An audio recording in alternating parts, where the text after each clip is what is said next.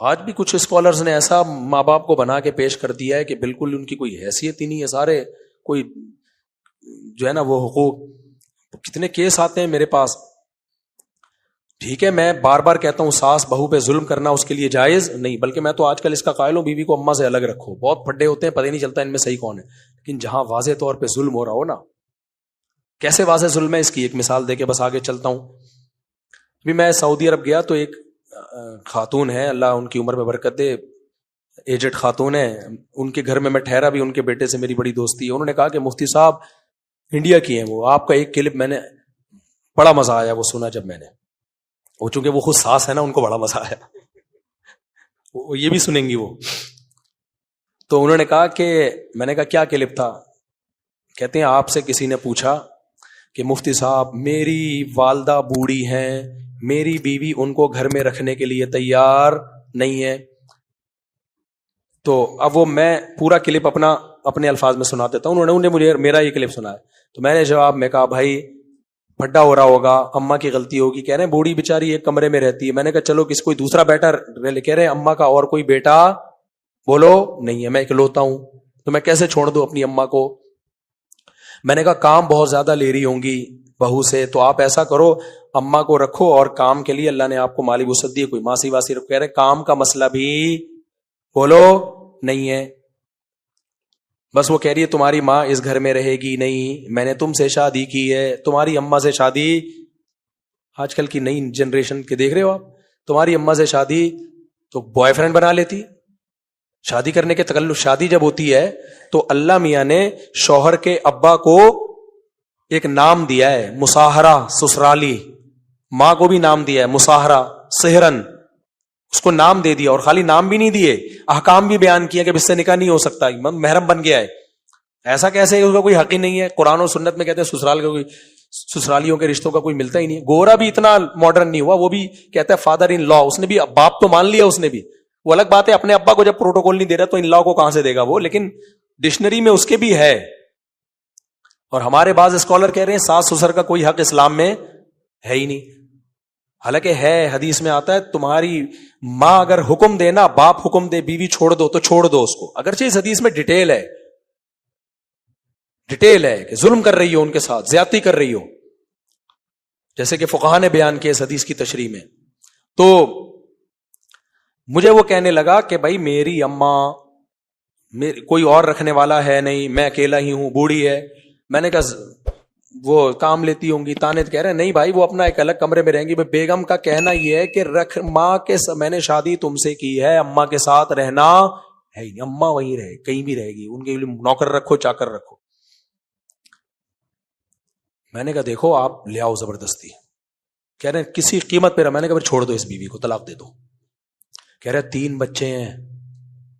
میں نے کہا دوسری شادی کرو، 6 بچے پیدا کر لو اس سے. ان 3 کا رونا رو کے اپنی ماں کا بیڑا مت گئی. کیونکہ بعض شرارتی، میں بار بار کہتا ہوں ساری عورتیں ایسی نہیں ہوتی بھائی، اور بہت سے مرد بھی بڑے ظالم ہوتے ہیں. ابھی تو میں ایک طرف کے کیس سنا رہا ہوں، لیکن بچوں کی وجہ سے بعض شرارتی عورتیں نا مرد کی کمزوری سمجھ کے بلیک میل کرنا شروع کر دیتی ہیں. ان کو پتا ہے بچے چھوڑ کے کہاں. میں نے کہا کل تیرے یہی بچے تیرے ساتھ یہ سلوک کریں تو کہے گا ان کمبختوں کو میں نے پیدا کیا. اور میں نے کہا ہوگا تیرے ساتھ بھی یہی. یہ تو میں بتا دوں یہ 3 بچے تیرے لیے ویسی عذاب جان بنیں گے جن کی ماں یہ تربیت کر رہی ہے. کل یہ بھی تجھے چھوڑا پھر روئے گا کاش میں ان کو پہلے چھوڑ دیتا. اور میں ایسے کیس بھی دیکھ چکا ہوں، میں ایسے کیس دیکھ چکا ہوں کہ بچوں کی وجہ سے ایک ایسی ہی شرارتی عورت کو ایک صاحب نے برداشت کیا. وہ مجھے اپنا واقعہ سناتے ہوئے رو رہے تھے، بوڑھے آدمی تھے، اور کہہ رہے وہی بچے میرے باغی بنے اور میں ہارٹ اٹیک میں پڑا ہوا ہوں، کوئی میرا بچہ اٹھانے کے لیے مجھے ہاسپٹل لے جانے کے لیے تیار نہیں تھا. تو میں نے کہا چھوڑ دے اس کو، کوشش کرو کورٹ سے لینے کی، ملتے ہیں ٹھیک ہے، نہیں تو دفع کرو، ایک اور شادی کرو. یہ 3 ہیں، کتنے پیدا کرو؟ شادی شرط پہ ہوگی کہ 6 پیدا ہوں گے کم سے کم. تو وہ خاتون مجھے بتا رہی تھی، اللہ ان کی عمر برکت دے، ہماری بڑی ریلیٹو ہیں وہ. تو انہوں نے کہا وہ بڑا مزہ ہے کہ جب یہ دودھ آئے گا، جب دودھ دے سکتا ہے تو سب چیزیں دے سکتا ہے. اور اگر کوئی زیادہ بچوں والا غریب ہے تو یقین کر لو بھائی اللہ کی طرف سے آزمائش ہے یہ، کیونکہ ایک والا بھی غریب ہو سکتا ہے، زیادہ والا بھی ہو سکتا ہے. اس کا بچوں کی کثرت سے کوئی تعلق نہیں ہے. جیسے اللہ نے ہر بیماری دواؤں بہت ساری شفا کے لیے پیدا کی ہیں, لیکن پھر بھی کھا کے شفا نہیں مل رہی ہوتی, تو اس میں دوا کا قصور نہیں ہوتا, وہ تقدیر ہے بھائی, کہ دنیا میں ساری چیزیں آپ کی مرضی کی نہیں ہوتی. آگے اللہ فرماتے ہیں وَلَا تَقْرَبُوا الْفَوَاحِشَ مَا ظَهَرَ مِنْهَا وَمَا بَطَنَ, بے حیائی کے قریب مت پھٹکو, جو کھلی ہوئی بے حیائی اور چھپی ہوئی بے حیائی. اور اسی بے حیائی کو قرآن دوسرے مقام پہ کیا کہتا ہے؟ زنا کھلی بے حیائی ہے. لا تقربوا الزنا, زنا کے قریب مت جاؤ. دوسرا حدیث میں آتا ہے زنا بھی حرام ہے, اور زنا کے لوازم جو مقدمات ہیں نا, جو زنا کی طرف لے جانے کا ذریعہ بنتے ہیں, وہ بھی حرام. تبھی نبی نے فرمایا آنکھ بھی زنا کرتی ہے.